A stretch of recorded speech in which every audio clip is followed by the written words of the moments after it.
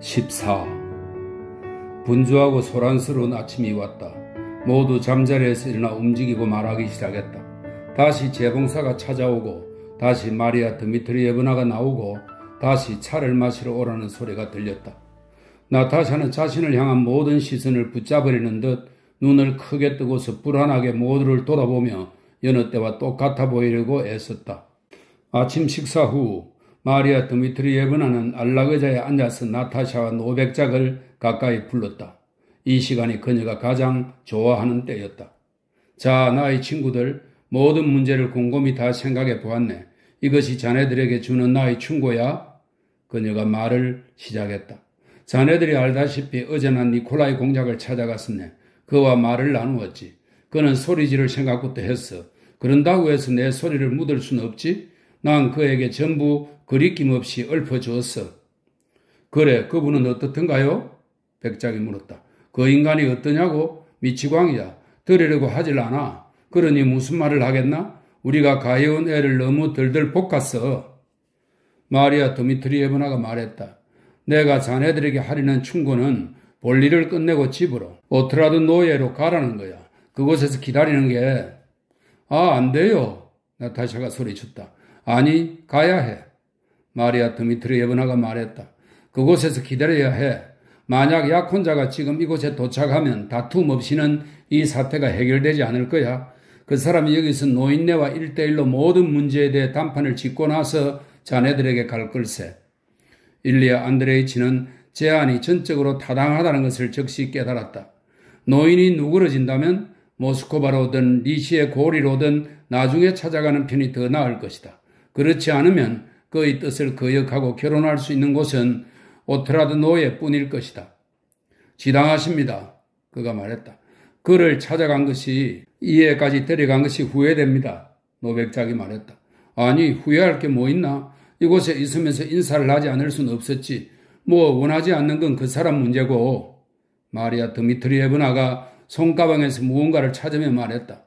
혼수품도 준비되었고 뭘 또 기다리겠나? 준비되지 않은 게 있으면 내가 보내주지. 나도 자네들이 딱하지만 하나님의 은총과 함께 떠나는 편이 더 낫겠네.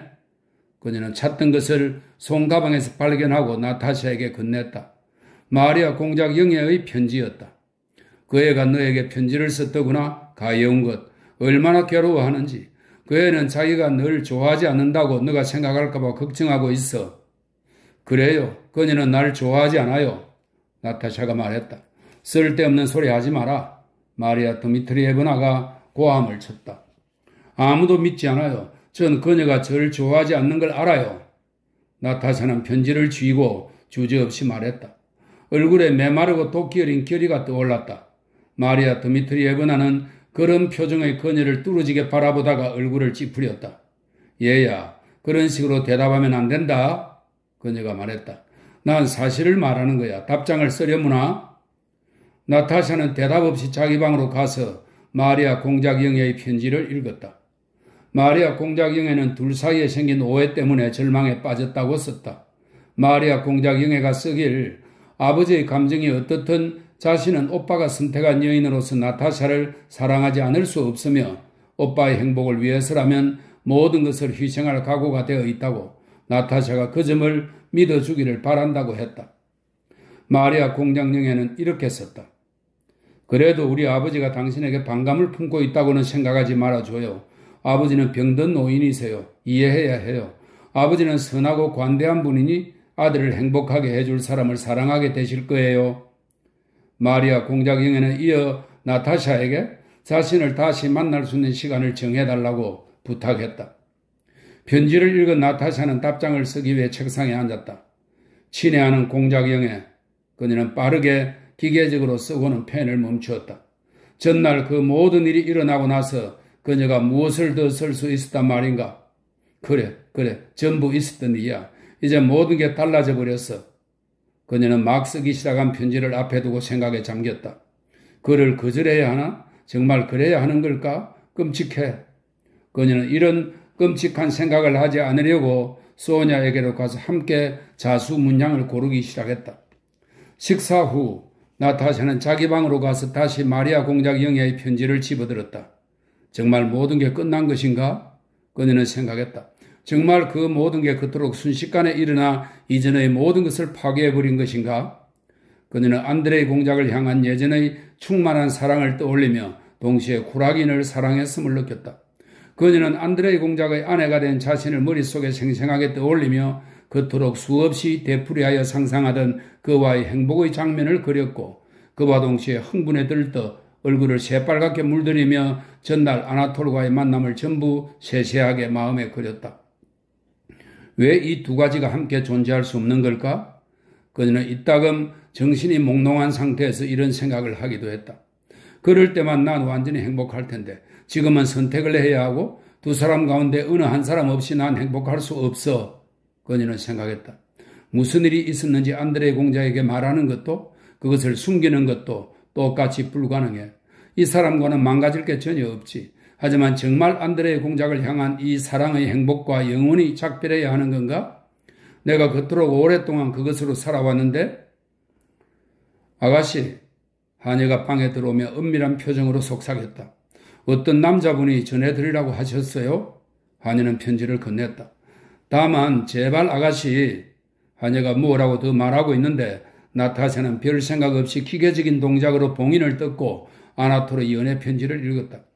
그녀는 편지를 단 한마디도 이해하지 못했지만 오직 한 가지. 이 편지가 그 사람에게서 사랑하는 남자에게서 온 것이라는 점만은 알았다. 그래, 그녀는 사랑하고 있어. 그렇지 않다면 과연 그런 일이 일어날 수 있었겠어? 그가 보낸 연애 편지가 그녀의 손에 있을 수 있겠어? 나타샤는 아나톨을 대신해 돌로프가 쓴 그 열정적인 연애 편지를 떨리는 손으로 쥐고 있었다. 그리고 편지를 읽는 동안 자신이 느낀 듯한 모든 것이 그 안에서 메아리 치는 것을 발견했다. 어젯밤 이후 내 운명은 결정되었습니다. 당신의 사랑을 받든가 아니면 죽든가 둘 중 하나입니다. 나에게 다른 출구는 없습니다. 편지는 이렇게 시작되었다. 그 다음에 그녀의 가족이 그녀를 자기에게 주지 않으리라는 것을 안다고. 여기에는 그가 그녀에게만 털어놓을 수 있는 비밀스러운 이유들이 있다고. 하지만 그녀가 자기를 사랑한다면 네라는 한마디만 해주면 되고 그러면 인간의 어떤 힘도 자신들의 천상의 행복을 방해하지 못할 것이라고 썼다. 사랑은 모든 것을 이길 것이다. 그는 그녀를 납치하여 세상 끝으로 데려갈 것이다. 그래, 난 그를 사랑해. 나타샤는 편지를 20번이나 거듭 읽고 그의 말 한마디 한마디에서 어떤 특별하고 심오한 의미를 찾으며 생각했다. 그날 밤 마리아 드미트리예브나는 아르하로프가에 가면서 아가씨들에게 동행을 제안했다. 그러나 나타샤는 머리가 아프다는 핑계를 대고 집에 남았다. 15. 밤늦게 돌아온 소냐는 나타샤의 방에 들렀다가 옷도 갈아입지 않고 소파에서 잠든 나타샤를 보고 놀랐다. 그녀의 옆 테이블에는 아나톨의 편지가 펼쳐져 있었다. 소냐는 편지를 집어들고 읽기 시작했다. 소냐는 편지를 읽다가 잠든 나타샤를 헐킥거리며 그녀의 얼굴에서 자신이 읽고 있던 내용에 대한 설명을 구했으나 찾을 수 없었다. 고요하고 온화하고 행복한 얼굴이었다. 소냐는 숨이 막힐 것 같다 가슴을 움켜쥐고 하얗게 질려 두려움과 흥분으로 바들바들 떨며 안락의자에 앉아 눈물을 쏟았다. 어떻게 난 아무것도 보지 못했을까? 어쩌다 일이 이 지경이 되었을까? 정말 나타샤는 더 이상 안드레이 공작을 사랑하지 않는 걸까? 어떻게 나타샤는 쿠라긴에게 이런 것까지 허용할 수 있었지? 그는 사기꾼의 악당이야. 틀림없어. 니콜라가, 그 다정하고 고결한 니콜라가 이 일을 알게 되면 어떻게 할까? 그저께, 그리고 어제, 그리고 오늘 나타샤의 흥분되고 결연하고 부자연스러운 얼굴이 의미하는 게 바로 이것이었어. 소냐는 생각했다. 하지만 나타샤가 그를 사랑할 리 없어. 나타샤는 아마 누구에게서 온 것인지 모르고 이 편지의 봉인을 뜯었을 거야. 아마 모욕을 느꼈을 거야. 나타샤가 이런 행동을 할 리 없어. 소냐는 눈물을 닦고 나타샤에게 다가가 얼굴을 들여다보았다. 나타샤, 그녀는 들릴락 말락한 소리로 말했다. 나타샤가 눈을 뜨고 소냐를 보았다. 아, 왔어? 그리고 잠에서 깨는 몇 분 동안 그러듯 친구를 부드럽게 꼭 껴안았다. 그러나 소냐의 얼굴에 떠오른 당혹감을 깨닫고 나타샤의 얼굴에 당혹과 의혹이 일었다. 소냐, 편지 읽었구나? 그녀가 말했다. 그래, 소냐가 조용히 말했다. 나타샤는 희열에 찬 미소를 지었다. 아니, 소냐, 나도 더 이상 못하겠어. 나타샤가 말했다. 더 이상 너에게 숨길 수가 없어. 있잖아. 우린 서로 사랑해. 사랑하는 소냐, 그가 편지해. 소냐. 소냐는 자신의 귀를 의심하듯 나타샤를 똑바로 바라보았다. 그럼 볼콘스키는? 그녀가 말했다. 아, 소냐. 아, 내가 얼마나 행복한지 너가 안다면. 나타샤가 말했다. 넌 사랑이 뭔지 몰라. 하지만 나타샤, 정말 그 모든 게 끝난 거야? 나타샤가 질문을 이해할 수 없다는 듯 커다랗게 뜬 눈으로 소냐를 바라보았다. 그래서 안드레의 공작을 거절하려는 거야? 소냐가 말했다. 아, 넌 아무것도 몰라. 바보 같은 소리 좀 그만해. 들어봐. 나타샤가 발끈 화를 내며 말했다. 아니, 난 믿을 수 없어. 소냐가 되풀이해서 말했다. 이해가 안 돼. 어떻게 한 해 동안 꼬박 한 남자를 사랑하다가 갑자기 넌 그 남자를 겨우 3번 봤잖아? 나타샤, 난 너의 말 안 믿어. 넌 농담하는 거야. 사흘 만에 모든 걸 잊고 이렇게. 사흘, 나타샤가 말했다. 하지만 난 그를 100년 동안 사랑해온 것 같아. 그 사람을 만나기 전까지는 아무도 사랑한 적이 없는 것 같다. 그래, 난 누구도 그 사람만큼 사랑한 적이 없었어. 넌 이해할 수 없겠지? 소냐, 잠깐 여기 앉아봐. 나타샤는 그녀를 안고 입을 맞추었다. 난 이런 일이 일어나기도 한다는 말을 들었어. 너도 분명 들었을 거야. 그리고 난 이제야 그런 사랑을 경험한 거야. 이건 예전의 사랑과 달라. 그를 보자마자 느꼈어. 그는 나의 지배자이고 나는 그의 노예야. 그 사람을 사랑하지 않을 수가 없어. 그래, 노예야. 그가 나에게 어떤 명령을 내리든 난 할 거야. 넌 이걸 이해하지 못하지. 내가 어떻게 해야 해? 도대체 난 어떻게 해야 하니, 소냐? 나타샤는 행복과 두려움이 동시에 깃든 얼굴로 말했다. 하지만 너가 뭘 하고 있는지 생각해봐. 소냐가 말했다. 난 이 일을 이대로 내버려 둘 수 없어. 이 비밀 편지를 어떻게 넌 그 사람에게 이런 것까지 허락할 수 있었어? 그녀가 애써 감추던 두려움과 혐오감을 드러내며 말했다. 내가 말하잖아. 나타샤가 대답했다. 나에겐 의지가 없다고. 어떻게 넌 그걸 이해하지 못하니? 난 그를 사랑해. 하지만 난 그렇게 되도록 내버려 두지 않겠어. 말할 거야. 소냐는 눈물을 터뜨리며 소리를 질렀다. 뭐야, 제발. 만약 말하면 넌 나의 적이 되는 거야? 나타샤가 말했다. 넌 나의 불행을 바라고 했어. 넌 우리 사이를 갈라놓고 싶어 해. 나타샤가 그처럼 두려워하는 것을 보고 소냐는 친구에 대한 부끄러움과 연민으로 눈물을 쏟았다. 하지만 둘 사이에 무슨 일이 있었던 거야? 그녀가 물었다. 그 사람이 너에게 무슨 말을 했어? 왜 집으로 찾아오지 않는 거야? 나타샤는 그 질문에 대답하지 않았다. 제발 소냐, 아무에게도 말하지 마. 날 괴롭히지 마. 나타샤가 간절하게 애원했다. 이런 일에 간섭하면 안 된다는 걸 기억해야지. 난 너한테 솔직하게 털어놓았잖아. 하지만 왜 이런 비밀을? 그 사람은 도대체 왜 집으로 오지 않는 거야? 소냐가 물었다. 그 사람은 왜 직접 청혼하지 않아? 상황이 이미 그렇다면 안드레의 공작이 너에게 완전한 자유를 주었잖아. 난 그런 걸 믿지 않지만 말이야. 나타샤, 넌 비밀스러운 이유라는 게 어떤 것일지 생각해 봤어? 나타샤가 놀란 눈으로 소냐를 바라보았다. 분명 그녀 자신도 그 문제를 처음 떠올린 것 같았다. 그녀는 무엇라고 대답할지 몰랐다. 무슨 이유인지는 몰라. 하지만 그러니까 이유가 있는 거야. 소냐가 탄식을 터뜨리며 믿을 수 없다는 듯 고개를 저었다. 만약 이유가 있다면 그녀가 입을 열었다. 하지만 소냐의 의혹을 짐작한 나타샤가 깜짝 놀라 말을 가로막았다. 소냐, 그 사람을 의심하면 안 돼. 안 돼. 안 돼. 알겠어? 그녀가 소리쳤다. 그 사람이 널 사랑할까? 사랑하느냐고? 나타샤가 친구의 몰 이해에 대한 유감의 미소를 지으며 말을 되풀이했다. 너도 편지를 읽었잖아? 너도 봤잖아? 하지만 그 사람이 비열한 남자라면? 그 사람이 비열한 남자라고? 너가 그 사람을 알기만 한다면? 나타샤가 말했다. 그 사람이 고결한 남자라면 자신의 의도를 설명하거나 널 더 이상 만나지 말아야 해. 만약 너가 그러고 싶지 않다면 내가 할게. 내가 그 사람에게 편지를 쓰고 아빠에게도 말하겠어. 소냐가 단호하게 말했다. 난 그 사람 없이 못 살아. 나타샤가 소리쳤다. 나타샤, 널 이해할 수 없어. 도대체 무슨 말을 하는 거야? 아버지를, 니콜라를 생각해 봐. 아무도 필요 없어. 난 그 사람 말고는 아무도 사랑하지 않아.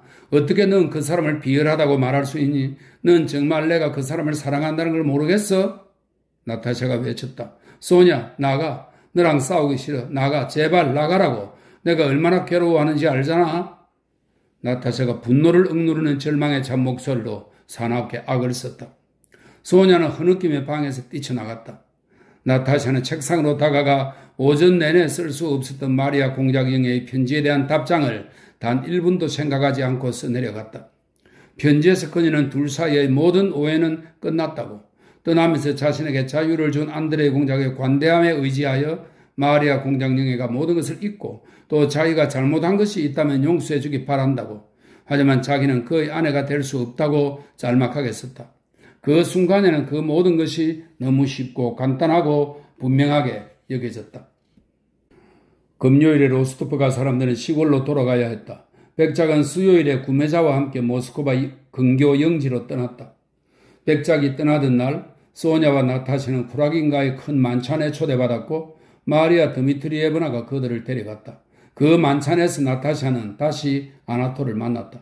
소냐는 나타샤가 다른 사람들에게 들리지 않도록 그와 무언가 이야기하고 만찬 내내 전보다 훨씬 더 흥분해 있는 것을 알아차렸다. 집에 돌아오자 나타샤는 소냐보다 먼저 친구가 기다리는 해명의 말을 꺼냈다. 예, 소냐, 넌 그 사람에 대해 온갖 어리석은 말들을 했지? 나타샤는 온순한 목소리로, 아이들이 칭찬을 바랄 때의 목소리로 입을 열었다. 오늘 밤 난 그 사람과 의논을 했어. 그래, 뭘? 도대체 그 사람이 뭐라고 했니? 나타샤, 너가 나한테 화를 내지 않아서 얼마나 기쁜지 몰라. 전부 사실대로 다 이야기해줘. 그 사람이 뭐라고 했어? 나타샤는 생각에 잠겼다. 아, 소냐, 너가 나만큼만 그 사람을 안다면 그 사람이 말했어. 그 사람은 내가 볼콘스키와 어떤 약속을 했는지 물었어. 볼콘스키를 거절하는 문제가 내게 달렸다고 하니까 몹시 기뻐했지. 소냐는 슬프게 탄식했다. 하지만 넌 볼콘스키를 거절하지 않았잖아. 그녀가 말했다. 어쩌면 거절한 것일 수도 있어. 어쩌면 볼콘스키만은 다 끝났어. 왜 넌 날 그렇게 나쁘게 생각해? 난 아무 생각도 하지 않아. 그냥 이해가 안 돼서. 기다려, 소냐. 전부 이해하게 될 거야. 그가 어떤 사람인지 알게 될 거야. 나에 대해서도 그 사람에 대해서도 나쁘게 생각하지 말아줘. 난 누구도 나쁘게 생각하지 않아. 난 모두를 사랑하고 모두를 불쌍히 여겨. 하지만 내가 어떻게 해야 하니? 소냐는 나타샤가 자기에게 보여준 부드러운 의조에 굴복하지 않았다. 나타샤의 표정이 부드러워지고 아양을 뜨는 듯 싶을수록 소냐의 얼굴은 더욱 진지하고 엄해졌다. 나타샤, 소냐가 말했다. 너가 나와 말하고 싶지 않다고 해서 나도 아무 말 하지 않았어. 지금은 너가 먼저 말을 꺼낸 거야? 나타샤, 난 그 사람을 믿지 않아. 어째서 이런 걸 비밀로 하지? 또 그런다. 나타샤가 말을 가로막았다. 나타샤, 난 너가 걱정돼. 뭐가 걱정인데? 난 너가 스스로를 파멸시킬까봐 두려워. 소녀가 단호하게 말했다. 그러면서 스스로도 자신이 한 말에 놀랐다. 나타샤의 얼굴이 다시 저기를 드러냈다. 파멸시킬 거야. 파멸시키겠어. 하루빨리 나 자신을 파멸시켜버릴 거야. 상관하지 마세요. 안 좋게 되는 건 당신이 아니라 나라고요. 내버려 둬. 날 내버려 두란 말이야. 난 널 증오해. 나타샤. 소녀가 깜짝 놀라 큰 소리로 애원했다. 증오해. 증오한다고. 그리고 넌 영원히 나의 적이야. 나타샤는 방에서 뛰쳐나갔다. 나타샤는 더 이상 소냐와 말을 하지 않고 피했다. 그녀는 조마조마 놀라고 범죄의 낌새가 엿보이는 똑같은 표정으로 방 안을 돌아다니며 이런저런 일거리에 매달리다가 금방 내동댕이 쳤다. 아무리 괴로운 일이었어도 소냐는 잠시도 눈을 떼지 않고 친구를 살폈다. 백작이 돌아오기로 한 전날 소냐는 나타샤가 무언가를 기다리는 듯 오전 내내 응접실 창가에 앉아있다가 지나가던 군인에게 무언가 신호를 보내는 것을 알아차렸다. 소냐는 그 군인이 아나톨이라고 생각했다. 소냐는 더욱더 주의 깊게 친구를 관찰하는 중에 나타샤가 식사 시간과 저녁 내내 이상하게 부자연스러운 상태라는 것을 알았다. 질문을 받으면 엉뚱한 대답을 하고 말을 꺼냈다가 얼버무리기도 하고 무엇이나 깔깔거리기도 했다. 차 모임 후 소냐는 나타샤의 방 문가에서 그녀가 오기를 기다리며 쭈뼛거리는 하녀를 보았다.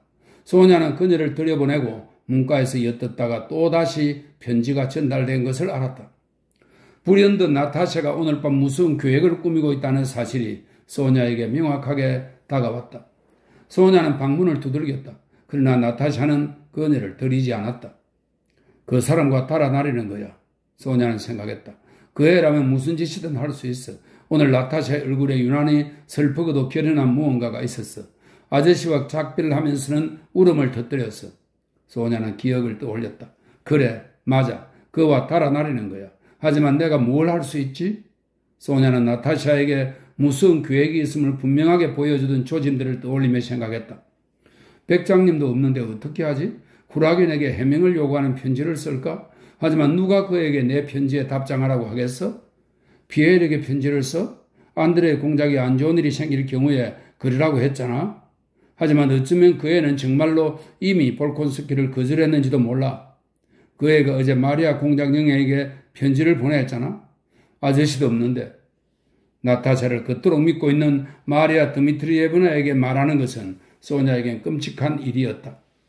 하지만 어쨌든 소냐는 어두운 복도에 서서 생각했다.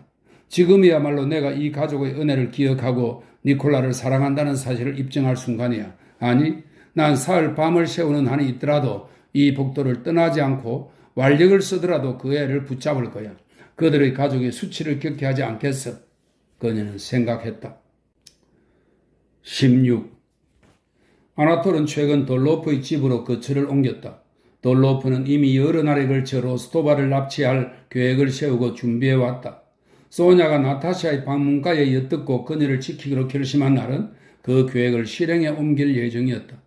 나타샤는 밤 10시에 쿠라긴이 기다리는 뒷문 계단으로 나가겠다고 약속했다. 쿠라긴은 준비된 트로이카에 그녀를 태우고 모스크바에서 60베르스타를 달려 카멘카 마을로 갈 예정이었다. 그곳에 두 사람의 결혼식을 올려줄 파문당한 사제가 대기하고 있었다. 또한 그들을 바르샤바 가도로 태우고 갈 역마가 준비되어 있었다. 그곳에서 그들은 역마차를 타고 외국으로 떠날 생각이었다. 아나톨에게는 여권도 역마권도 누나에게 받은 1만 루블도 돌로프의 주선으로 빌린 1만 루블도 있었다.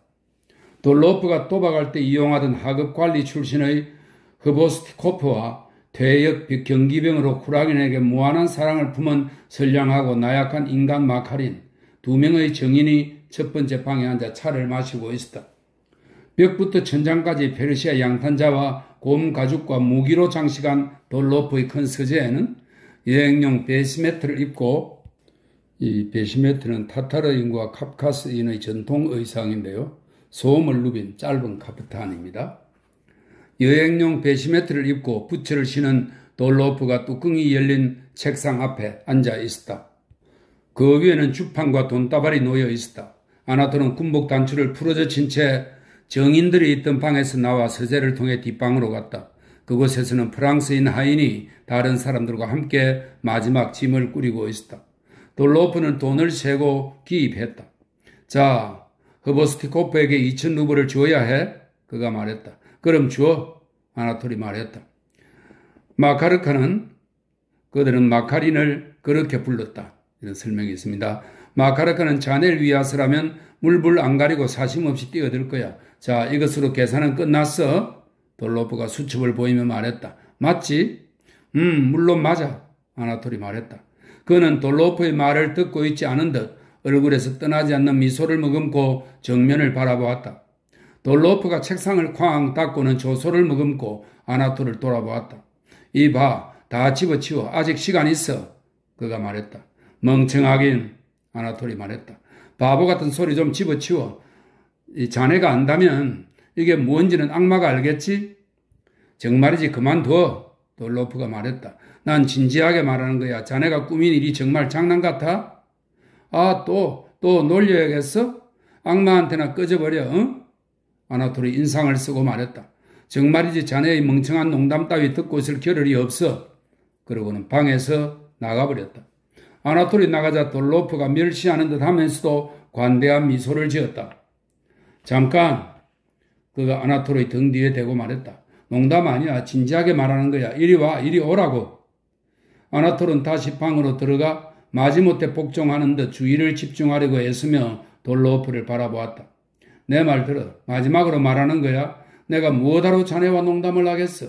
내가 자네에게 반대한 적이 있어? 누가 모든 걸 준비하고 누가 사제를 구하고 누가 여권을 마련하고 누가 돈을 구해줬어? 전부 내가 한 거잖아. 그래서 자네한테 고마워하고 있어. 내가 고마워하지 않는다고 생각해? 아나톨이 한숨을 쉬고는 돌로프를 끌어안았다.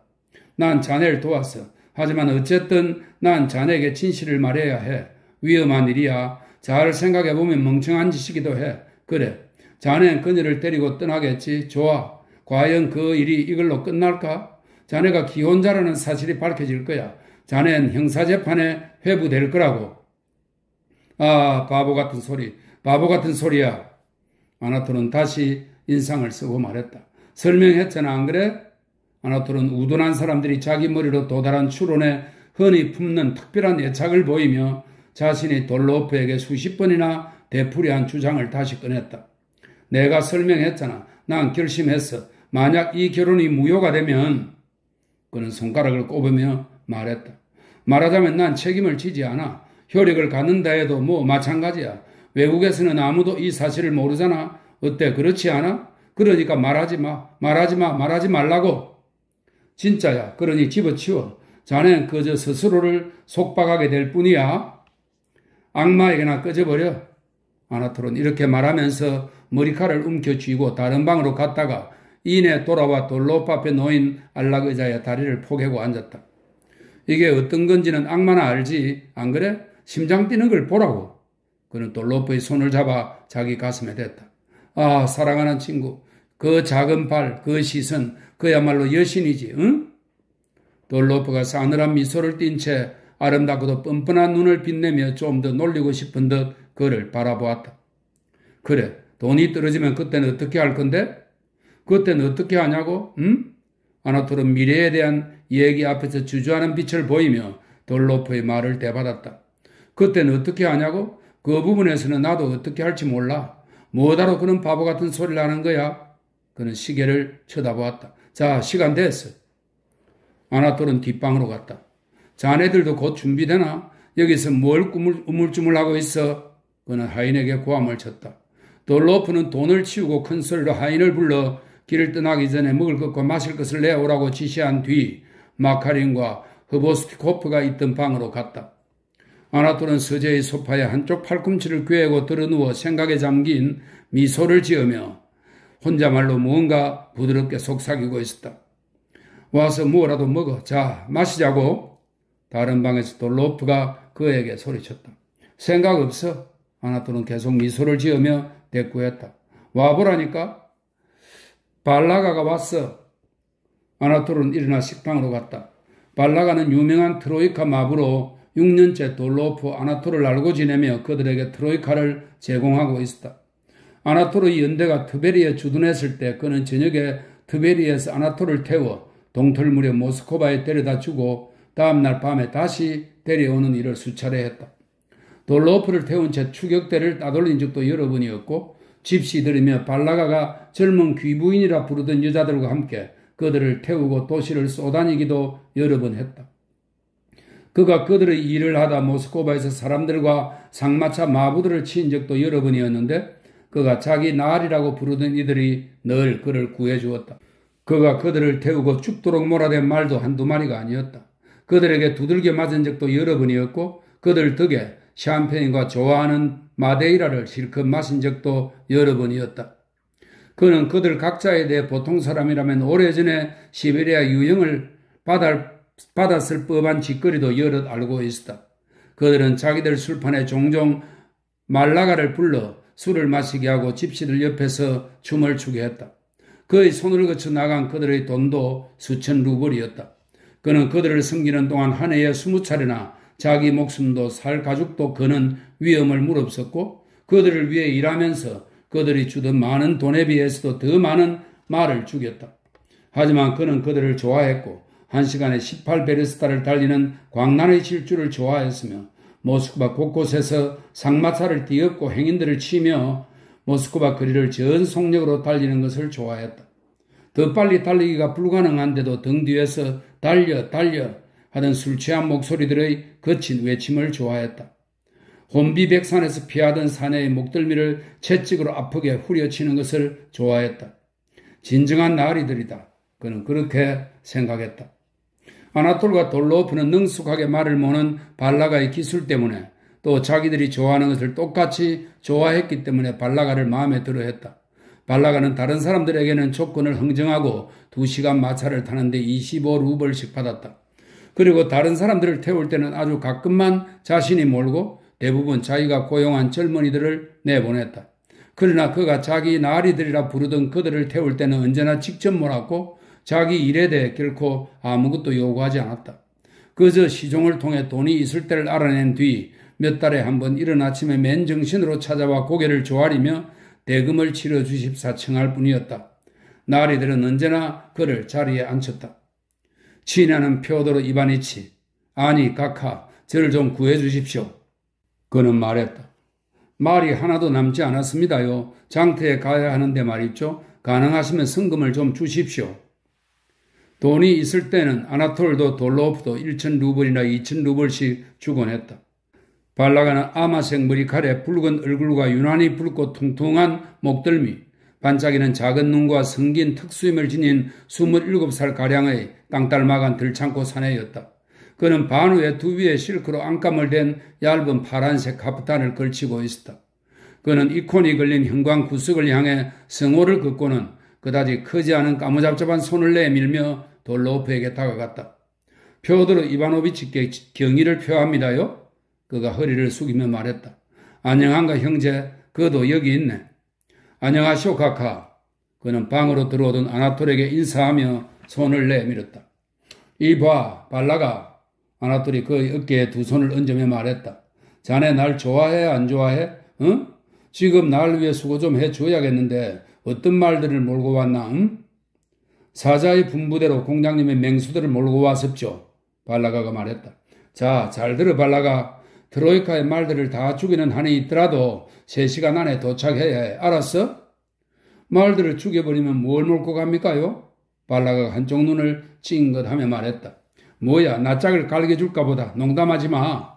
갑자기 아나톨이 눈을 부라렸다. 농을 왜 합니까요? 마부가 낄낄거리며 말했다. 제가 제 나리들을 위한 일에 뭘 아까워하겠습니까요? 말들이 달릴 수 있는 한 최대한 빨리 몰겠습니다요. 아, 아나톨이 말했다. 자, 앉게. 앉아. 돌로프가 거들었다. 서 있겠습니다요, 표도르 이바노비치. 앉아. 헛소리 말고 마셔. 아나톨은 이렇게 말하고 큰 잔에 마데이라를 따라주었다. 술을 보자 마부의 눈이 반짝였다. 예의상 사양하던 그는 술을 들이키고 나서 모자 안에 넣어둔 붉은색 실크 손수건으로 입을 닦았다. 그래서 언제 출발합니까요, 카카? 어디 보자. 아나톨은 시계를 쳐다보았다. 당장 출발해야겠군. 조심해. 발라가 알았지? 시간에 될 수 있겠나? 출발이 순조로우면 시간에 못 될 이유가 없지 않겠습니까요? 발라가가 말했다. 트베리로 데려다 드릴 때는 7시간 만에 도착했었죠. 기억하죠, 카카? 그러니까 한 번은 내가 크리스마스를 지내러 트베리에 온 적이 있지. 아나톨은 부드러운 눈길로 자신을 응시하고 있던 마카린을 돌아보며 추억의 미소를 머금고 말했다. 믿을 수 있겠나, 마카르카? 우리는 숨이 막힐 정도로 질주했지. 수송대일에 들어갔다가 짐수레 2대를 뛰어넘기도 했어. 그렇지? 말들이 대단했었죠. 발라가가 이야기를 계속했다.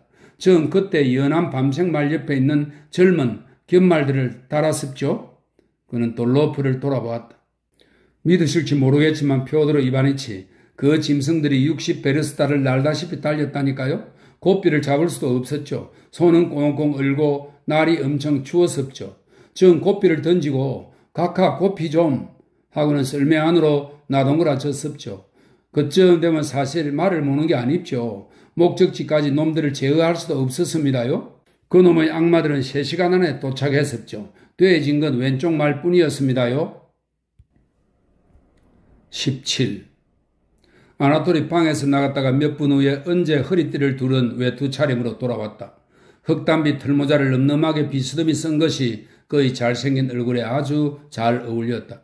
그는 거울을 들여다보고 거울 앞에서 취한 자세 그대로 돌로 앞에 서서 술잔을 들었다. 페디야, 잘 있어. 다 고마워. 잘 있어.